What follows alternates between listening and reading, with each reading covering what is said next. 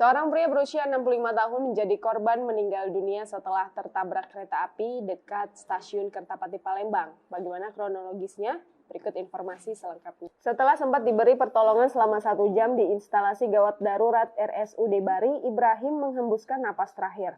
Pria 65 tahun ini meregang nyawa setelah sebelumnya tertabrak kereta api di tempat ia bekerja dekat stasiun Kertapati pada Selasa 22 September 2020 pagi pukul 9. Kronologinya, Ibrahim yang merupakan pekerja pembuatan kolam penampungan limbah batubara hendak berangkat kerja. Untuk menuju lokasi proyek, Ibrahim menyeberang rel kereta dekat depo stasiun. Saat menyeberang itulah Ibrahim ditabrak kereta hingga tubuhnya terpental beberapa meter.